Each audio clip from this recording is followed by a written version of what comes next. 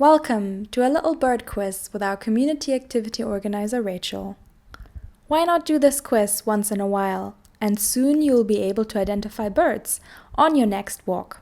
This activity engages your sense of vision and your sense of hearing. Enjoy! Hello everyone, my name's Rachel.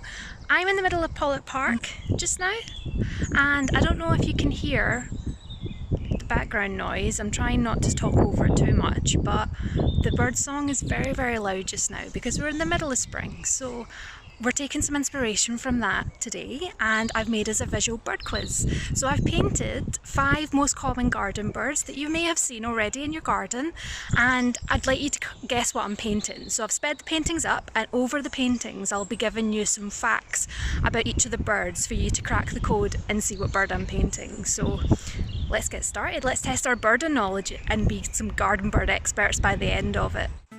Our first bird should be an easy one to start. This little bird was declared Britain's national bird on December 15th, 1960.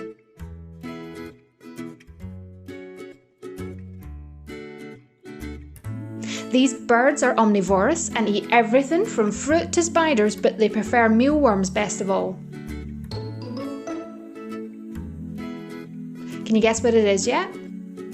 How about I give you more clues? Known as the UK's favourite bird, it is familiar throughout the year and especially at Christmas.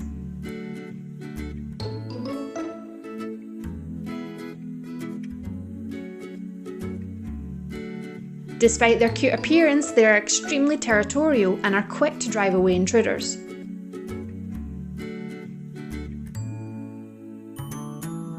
They are known to sing all year round, and their song sounds like this.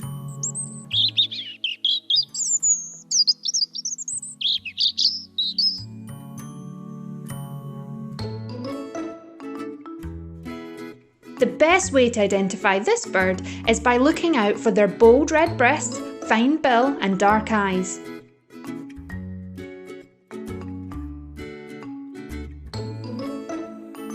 Each bird has a unique breast pattern and can, with some practice and expertise, which we will be after this quiz, can be recognised individually. Juvenile birds can cause some confusion as they lack the bird's most distinguished feature and can appear quite spotted with light buff feathers. You guessed it, it's a robin. How many robins have you seen in your garden this week?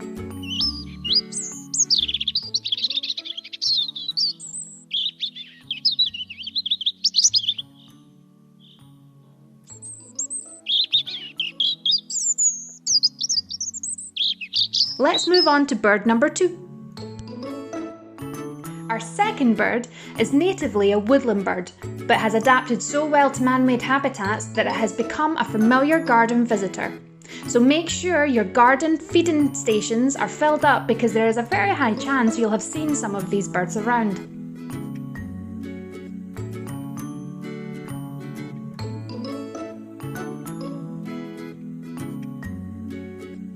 The male bird's distinctive double note song is one of the most familiar sounds of spring. There are a huge number of variations of the song, and a typical male will use around 40 variations. Let's have a listen to it now.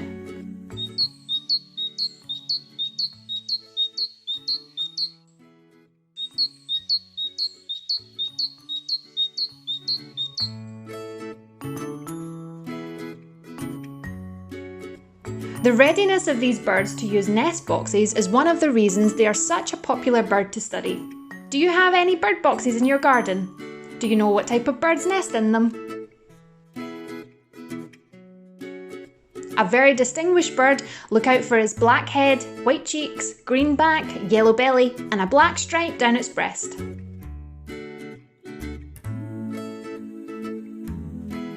Our second bird is a great tit.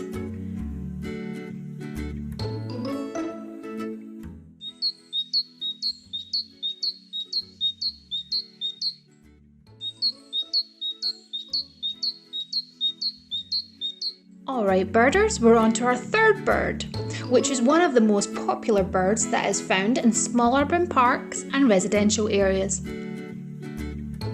It has a high population due to the fact that it's equally at home in a town park or urban garden as it is in a remote Scottish wood, kind of like myself.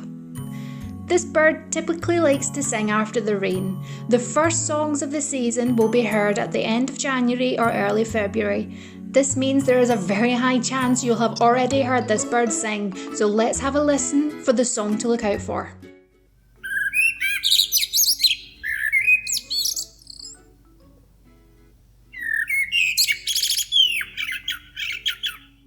This bird makes a cameo appearance in a very famous song, and the song starts, sing a song of sixpence, a pocket full of rye, 4 and 20, For those who didn't know, this song was actually a coded message used to recruit crew members for the notorious 18th century pirate Blackbeard.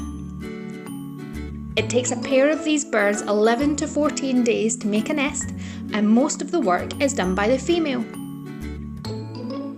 Speaking of the female, this bird is known as being dimorphic, which means that the plumage or feathers of the female is completely different from that of the male, which is very important because the bird I'm painting right now is a male bird.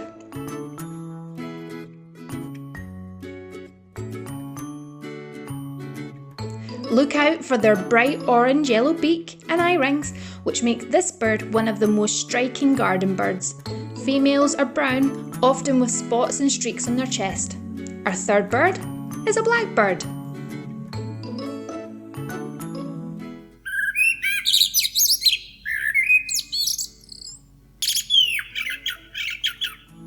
We're over halfway there. Do you have 3 out of 3 so far? Let's keep the birding going. So our fourth bird is known as a jack of all trades. Scavengers, predators and pest destroyers, their challenging and almost arrogant attitude has won them few friends. In the spring, large numbers of these birds often gather to resolve territorial conflicts and social standings. These gatherings are called a parliament.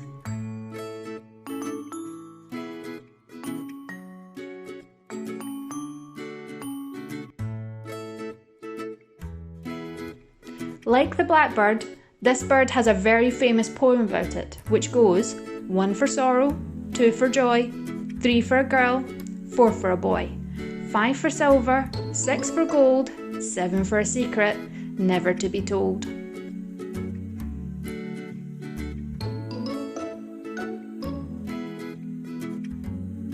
They are very vocal birds, but the harsh repeated chattering call is unmistakable, and we will have a listen now.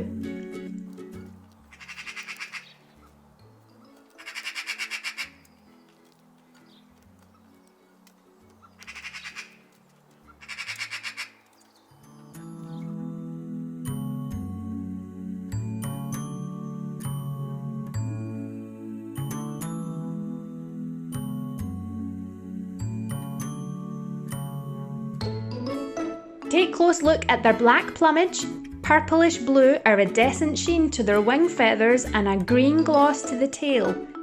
And what bird do you have? That's right, we have a magpie.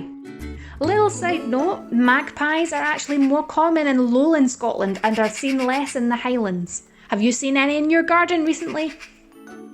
Well done for getting this far. We're on our last bird now, so let's go for 5 out of 5 and become the ultimate garden bird experts. Our last bird, similar to the blackbird, has different identifying features depending on whether they are male or female. The different plumage is located primarily around the head. And once again, the main bird I am painting will be a male bird, but you know, since it's our last one, I've also added the female head right beside it.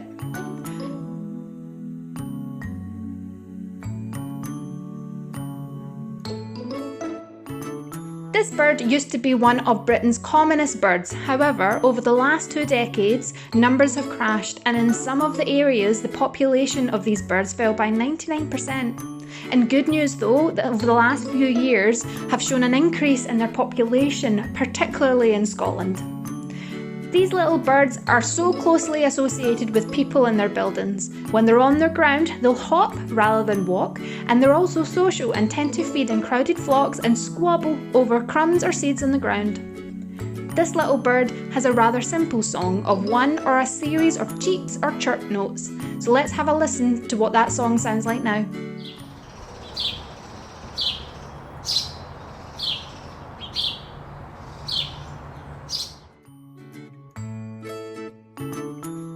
For the males, look out for their grey caps, white cheeks and black bibs, which the size of usually indicates their status.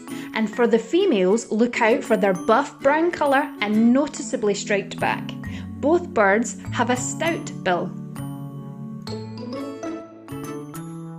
Our last and final bird is the house sparrow. House sparrows are actually classified as red under the Birds of Conservation Concern, but you can help these little guys along by providing year-round food and water for them in your garden or your local parks. Have you seen any house sparrows outside of your window?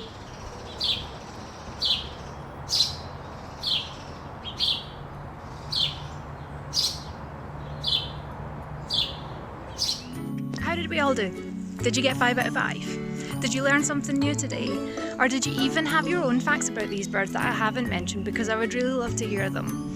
So in addition to counting the birds that land outside in your garden or outside your window, how about having a go at painting or even drawing these birds? You don't need any fancy paints or anything like that. All you need is a pencil and paper, and just pay some close attention to the details of each of the birds, because they're so unique in so many ways. So thanks so much for joining me today, and happy birding!